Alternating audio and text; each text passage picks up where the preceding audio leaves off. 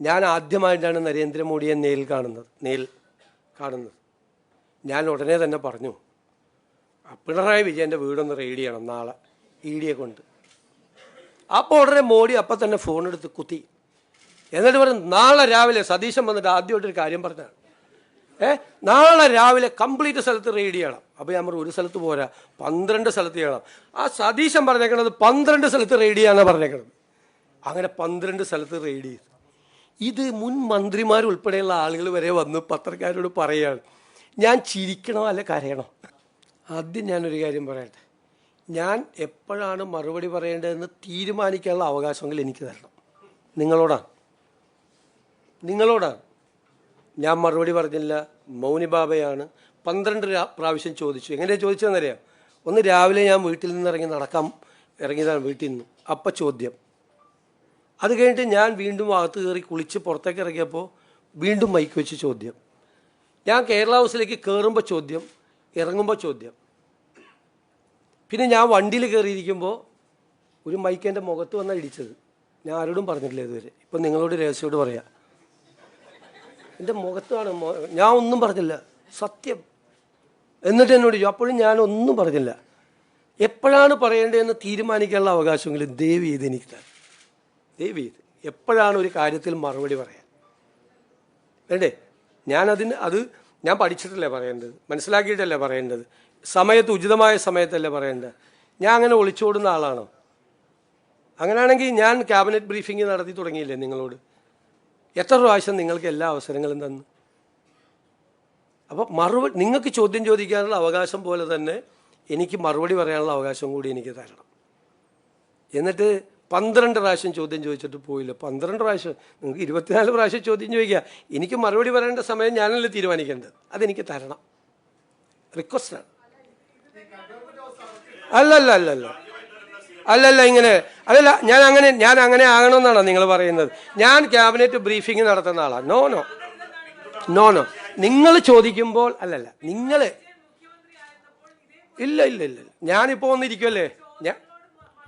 ഇല്ല നിങ്ങൾക്ക് അദ്ദേഹത്തിൻ്റെ അടുത്തേക്ക് പോലും പോകാൻ പറ്റില്ലായിരുന്നില്ല. പിന്നെയാണ് നിങ്ങൾ 12 പ്രാവശ്യം ചോദ്യം ചോദിക്കണം. നോ. നിങ്ങൾ അങ്ങനെ പറയല്ലേ, അങ്ങനെ ആക്കല്ലേ. അങ്ങനെ താരതമ്യം ചെയ്ത് നിങ്ങൾ അങ്ങനെ ആക്കല്ലേ. നിങ്ങൾ ഈ വിഷയം കേൾക്കണോ? എനിക്ക് പറയാനുള്ളത് ഞാൻ പറഞ്ഞു. ഞാൻ മറുപടി പറയേണ്ട സമയം തീരുമാനിക്കുന്നത് ഞാനാണ്. കാരണം എനിക്കത് പഠിച്ചും മനസ്സിലാക്കിയിട്ടോ പറയാൻ പാടുള്ളൂ. പെട്ടെന്നങ്ങ് പറയാൻ പറ്റില്ല. ഞാൻ അതിൻ്റെ സമയം തീരുമാനിക്കേണ്ടത് ഞാൻ. അതിനുള്ള അവകാശം എനിക്ക് തന്നെ. അത് നിങ്ങളല്ല തീരുമാനിക്കേണ്ടത്. നിങ്ങൾക്ക് ചോദ്യം ചോദിക്കാം, അതിനുള്ള അവകാശം ഞാൻ എപ്പോഴും തരും. മനസ്സിലായല്ലോ? ആയതുകൊണ്ടാണല്ലോ പറയാൻ പോകുന്നത്. നിങ്ങളല്ല തീരുമാനിക്കേണ്ടത്, ഞാനാണ് തീരുമാനിക്കുന്നത്. അത്രേ എനിക്ക് അവകാശം വേണം. ഞാൻ പറയട്ടെ, ഞാൻ അതിന് ഉത്തരം പറഞ്ഞില്ലല്ലോ ചോദിച്ചതിന്.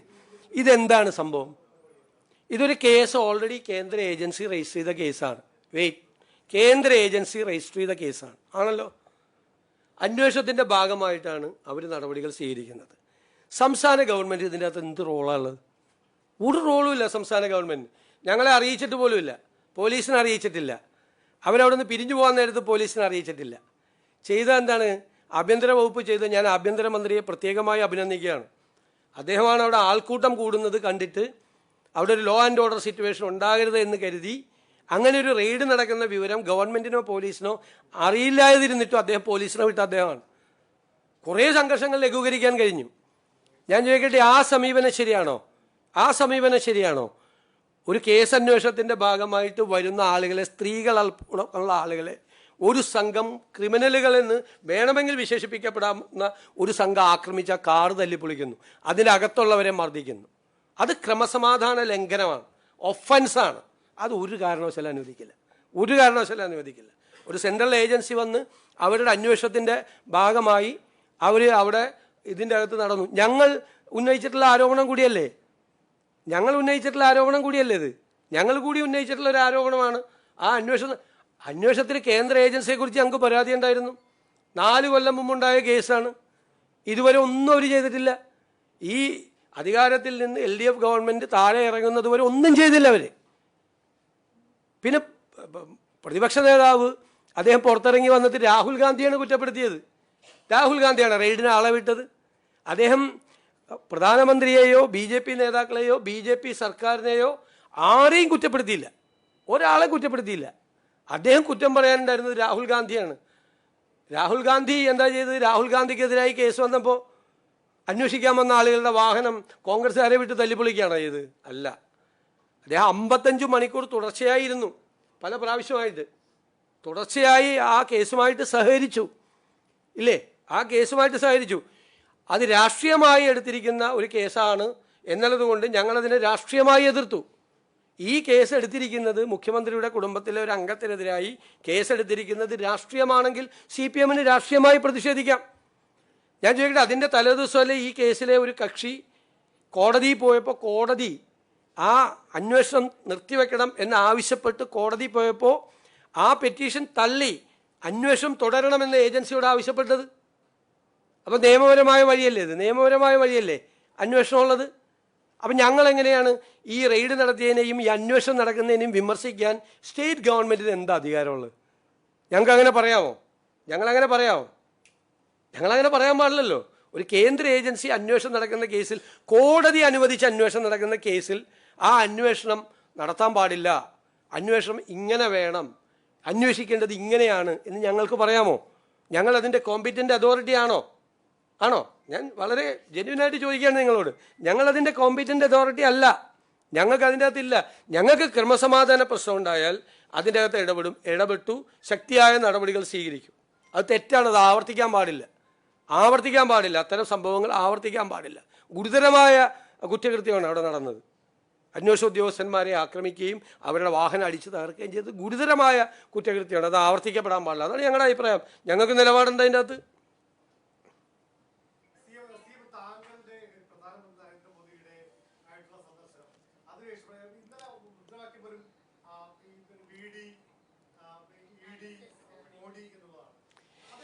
ഞാൻ ഈ സർക്കാർ വന്നതിന് ശേഷമുള്ള രണ്ടാമത്തെ തമാശയാണിത്.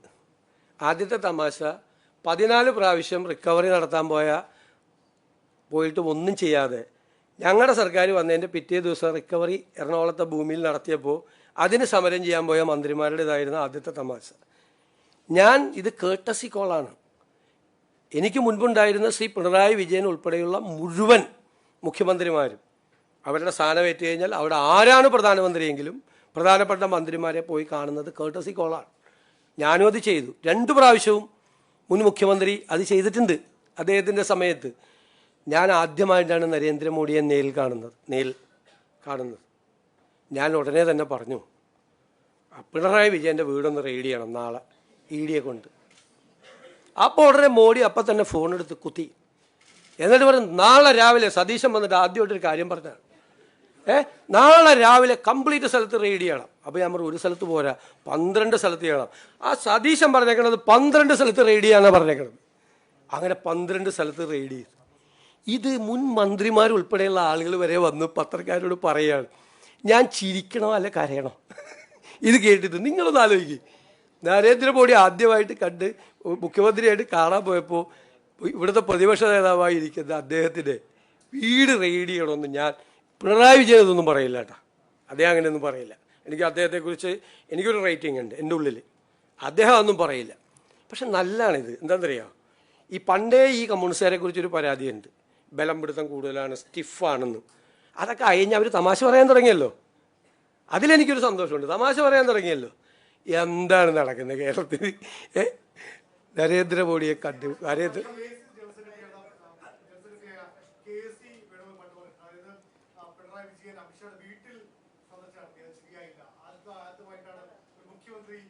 അങ്ങനെയൊന്നും അദ്ദേഹം പറയില്ല.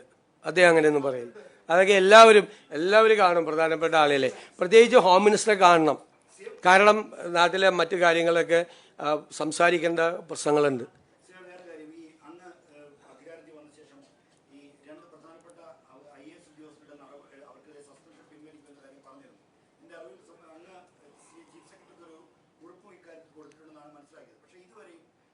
രണ്ടു ദിവസം അവധിയല്ലായിരുന്നു, പിന്നെ ഒരു ഞായറാഴ്ച.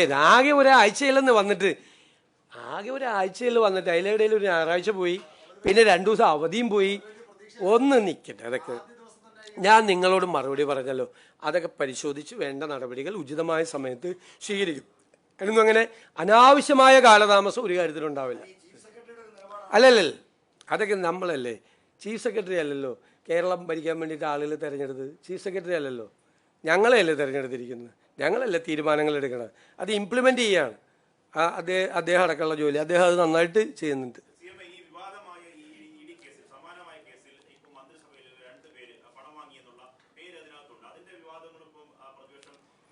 ഇത് അല്ല, അതിൻ്റെ അകത്ത് ഞാൻ വളരെ മുൻപ് അസംബ്ലിയിൽ തന്നെ വ്യക്തമാക്കിയിട്ടുള്ളതാണ്. വ്യവസായ സ്ഥാപനങ്ങളിൽ നിന്ന് അല്ലെങ്കിൽ മുതലാളിമാരിൽ നിന്ന് എല്ലാ രാഷ്ട്രീയ പാർട്ടികളും പണം വാങ്ങിക്കും. എല്ലാ രാഷ്ട്രീയ പാർട്ടികളുടെയും ഫണ്ട് ഈ കമ്പനികളിൽ നിന്നൊക്കെയുള്ള ഫണ്ടാണ്. അങ്ങനെ CMRLൻ്റെ ആളിൽ നിന്ന് ഞങ്ങളുടെ പാർട്ടിക്കാർ മാത്രമല്ല കേരളത്തിലെ എല്ലാ രാഷ്ട്രീയ പാർട്ടികളും ആ പണം മേടിച്ചിട്ടുണ്ട്. ആ പണം മേടിച്ചതല്ല ഇവിടുത്തെ കേസ്. ഇവിടുത്തെ കേസ് ഒരു കമ്പനിയും ആ കമ്പനിയും തമ്മിൽ നടത്തിയ ഇടപാടിൽ ആ കമ്പനിയുടെ അക്കൗണ്ടിലേക്ക്, എക്സാലോജി കമ്പനിയിലേക്ക് വലിയ തുക അയച്ചു കൊടുത്തു. ക്ലയൻറ്റ് സർവീസിന് വേണ്ടിയിട്ടാണ് അയച്ചു കൊടുത്തത്. എന്നാൽ ക്ലയൻറ്റ് സർവീസ് നടത്താതെ കള്ളപ്പണം വെളുപ്പിക്കാൻ വേണ്ടി മണി ലോണ്ടറിങ് ആണ്. അതുകൊണ്ടാണ് PMLA ആക്ട് വരുന്നത്. മനസ്സിലായില്ലേ? പ്രിവെൻഷൻ ഓഫ് മണി ലോണ്ടറിങ് ആക്ടിൻ്റെ പ്രൊവിഷൻസ് അട്രാക്ട് ചെയ്യുന്ന എന്നാണ് കേസ്. കേസിൻ്റെ ശരി മെറിറ്റും ഡിമെറിറ്റും അല്ല ഞാൻ പറയണത്, അതാണ് ആ കേസ്. അതും രാഷ്ട്രീയ നേതാക്കൾ ബിസിനസ്സുകാരിൽ നിന്ന് പണം മേടിക്കുന്നതും തമ്മിൽ എന്ത് ബന്ധമാണുള്ളത്? രാഷ്ട്രീയ നേതാക്കളും രാഷ്ട്രീയ പാർട്ടികളും എല്ലാവരുടെയും ഇപ്പോൾ CPMൻ്റെ അക്കൗണ്ട് എടുത്ത് നോക്കിയാൽ അറിയാമല്ലോ. CPM ഈ വ്യക്തിയുടെ നിന്ന് CPM വാങ്ങിച്ചിട്ടുണ്ട് പണം. CPM നേതാക്കളൊക്കെ ആയിട്ട് വ്യക്തിപരമായ ബന്ധമുള്ള ആൾ, എൻ്റെ കോൺസ്റ്റിറ്റ്യുവൻസിയുടെ ഇപ്പുറത്തുള്ള ആളാണ്, ഞങ്ങൾക്കൊക്കെ പരിചയമുള്ള ആളാണ്. വ്യവസായിയായിട്ടുള്ള ഒരാളാണ്. കൊച്ചിയിലെ വലിയ പ്രധാനപ്പെട്ട വ്യവസായിയായിട്ടുള്ള പ്രധാനപ്പെട്ട സ്ഥാപനമാണത്. അത് അവരെ ഇന്ന് രാഷ്ട്രീയ പാർട്ടികളും രാഷ്ട്രീയ നേതാക്കന്മാരും സാമൂഹ്യ സംഘടനകളും അമ്പല കമ്മിറ്റിയും പള്ളി കമ്മിറ്റിയും പൈസ മേടിച്ചതല്ല ഇവിടുത്തെ കേസ്. മനസ്സിലായില്ലേ? അതാണ് വ്യത്യാസം. അത് ഞാൻ I have made it very clear in the floor of the assembly. അത് ഞങ്ങൾ പറഞ്ഞല്ലോ, അതൊരു കേസ് അന്വേഷണത്തിൻ്റെ ഭാഗമാണല്ലോ. നമുക്കതിൻ്റെ അകത്ത് എന്താണ്, റെയ്ഡ് നടത്താൻ പാടില്ല, അന്വേഷണം നടത്താൻ പാടില്ല. ED എങ്ങനെ അന്വേഷണം നടത്തണമെന്ന് സ്റ്റേറ്റ് ഗവൺമെൻറ് പറയാൻ പറ്റുമോ? ഞാൻ വളരെ ഫെയർ ആയിട്ടാണ് നിങ്ങളോട് ചോദിക്കുന്നത്, ഫെയർ ആയിട്ടാണ് ചോദിക്കുന്നത്. ഗവൺമെൻറ്റിന് ചില പരിമിതികളില്ലേ? ഗവൺമെൻറ്റിന് പറയാൻ പറ്റുമോ? ED ഇപ്പോൾ CBI ഒരു കേസ് അന്വേഷിക്കുന്നു, നമ്മുടെ ഗവൺമെൻറ് തന്നെ റെക്കമെൻഡ് ചെയ്തിട്ടുണ്ട്, ഹൈക്കോടതി റെക്കമെൻഡ് ചെയ്തിട്ടുണ്ട്. CBI വരുമ്പോൾ ഉടനെ CBIയുടെ അന്വേഷണ ഉദ്യോഗസ്ഥനെ നമ്മുടെ DGPയോ മുഖ്യമന്ത്രിയോ ആഭ്യന്തരമന്ത്രിയോ വിളിച്ചു വരുത്തി ഈ അന്വേഷണം ഇങ്ങനെ വേണം എന്ന് പറയാൻ പറ്റുമോ? പറയാൻ പറ്റില്ല. അതൊരു കേസ് അന്വേഷണം നടക്കുകയാണ്. അതിൻ്റെ അകത്ത് രാഷ്ട്രീയമായിട്ടുള്ള വിഷയമുണ്ടെങ്കിൽ അത് CPM ആണ്, അവരത് പറഞ്ഞോട്ടെ. പിന്നെ നിയമപരമായി പ്രശ്നം, നിയമപരമായ കാര്യങ്ങൾ ലംഘിച്ചുകൊണ്ടാണ് അന്വേഷണം നടക്കണമെങ്കിൽ anybody can approach A court. CMRL കോടതി പോയി ഈ അന്വേഷണം നിർത്തിവെക്കണമെന്ന് ആവശ്യപ്പെട്ടു. കോടതി ആ പെറ്റീഷൻ തള്ളിയിട്ട് ഈ അന്വേഷണം തുടരാൻ പറഞ്ഞു EDയോട്. അതിൻ്റെ പിറ്റേ ദിവസമാണ് EDയുടെ ഈ റെയ്ഡ് നടന്നത്. അപ്പം നമുക്ക് അതിൻ്റെ അകത്ത് പരിമിതികളുണ്ട്.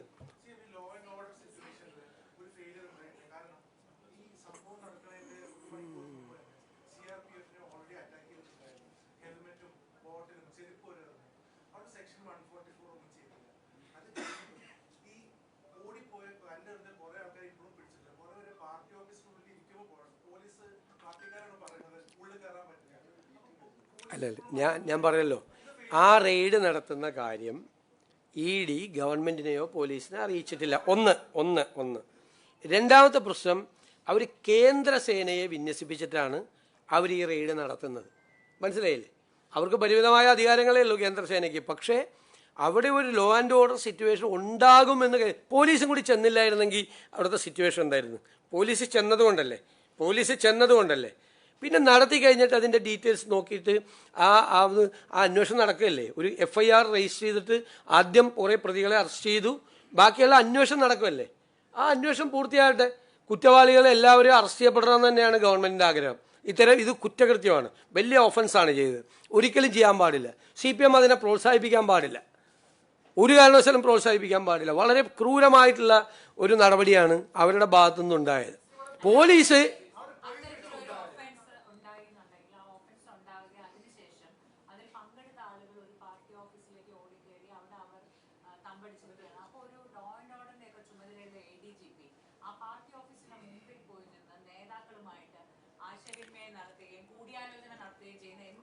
ഞാൻ പറഞ്ഞുതരാം.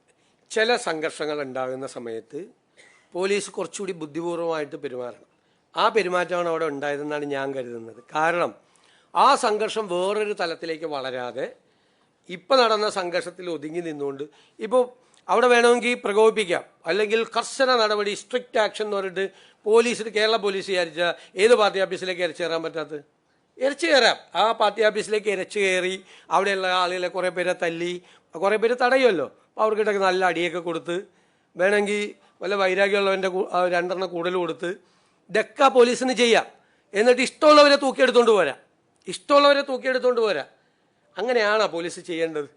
ഞാൻ കരുതുന്നത് പോലീസ് ചെയ്തത് കുറച്ചുകൂടി സംഘർഷം അയവ് വരുത്താൻ അജിറ്റേറ്റഡായി കുറേ ആളുകൾ നിൽക്കുകയാണ്. അതിൻ്റെ ഇടയിൽ ക്രിമിനൽസും ഉണ്ട്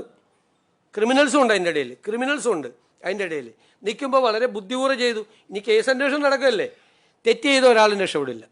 കുറ്റകൃത്യം, താങ്കളുടെ ചോദ്യം കറക്റ്റാണ്. കുറ്റകൃത്യം ചെയ്ത ഒരാളും രക്ഷപ്പെടില്ല, നടപടിയെടുക്കും.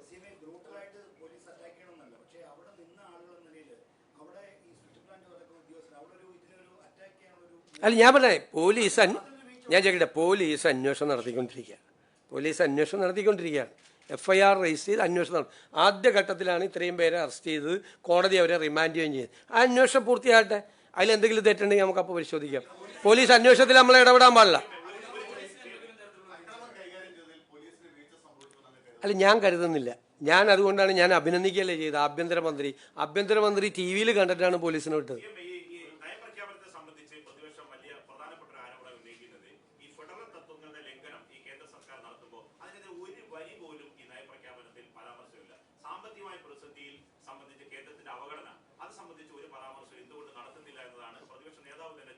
ഇത് സംസ്ഥാനത്ത് അധികാരത്തിലേറിയ ഗവൺമെൻറ് നടപ്പാക്കാൻ പോകുന്ന പദ്ധതികളുടെ നയപ്രഖ്യാപനമാണ്. ഞങ്ങൾ ആ കോണ്ടെക്സ്റ്റിലാണ് ഞങ്ങളിതിനെ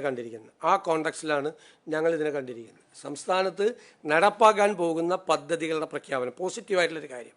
തുടക്കത്തിൽ തന്നെ പറയേണ്ട ഒരു പുതുയുഗ സൃഷ്ടിക്കായിട്ടുള്ള തുടക്കമായിട്ടാണ്. മനസ്സിലായില്ലേ നമ്മൾ ചെയ്തിരിക്കുന്നത്? കേന്ദ്രത്തിനെ വിമർശിക്കേണ്ട ഘട്ടം, കേന്ദ്രമായിട്ടുള്ള ഇടപെടലുകൾ ഞങ്ങൾ ആരംഭിച്ചിട്ടേ ഉള്ളൂ. വിമർശിക്കുന്ന ഘട്ടം വരുമ്പോൾ വിമർശിക്കാം. ആദ്യമേ വിമർശിക്കുന്നത് എന്തിനാ? ഞങ്ങൾ പറയട്ടെ, ഞങ്ങളിതെല്ലാം പരിശോധിക്കട്ടെ. കിട്ടാനുള്ള പണം എത്ര? ഞങ്ങളെല്ലാം പരിശോധിക്കുന്നുണ്ട്. കിട്ടാനുള്ള പണം എത്രയാണ് അവിടെ നിന്ന്? എന്തുകൊണ്ടാണത് തരാത്തത്? ഓഡിറ്റഡ് സർട്ടിഫിക്കറ്റ് കൊടുക്കാത്തതുകൊണ്ടാണോ? യൂട്ടിലിറ്റി സർട്ടിഫിക്കറ്റ് കൊടുക്കാത്തതുകൊണ്ടാണോ? കഴിഞ്ഞ സ്റ്റേറ്റ് ഗവൺമെൻറ്റിൻ്റെ ഭാഗത്തു നിന്നുള്ള ഫെയിലിയർ കൊണ്ടാണോ പണം കിട്ടാത്തത്? എന്തുകൊണ്ടാണ് പണം തരാത്തത്? ഇതൊക്കെ ഞങ്ങൾ കൃത്യമായി പഠിച്ചുകൊണ്ടിരിക്കുകയാണ്.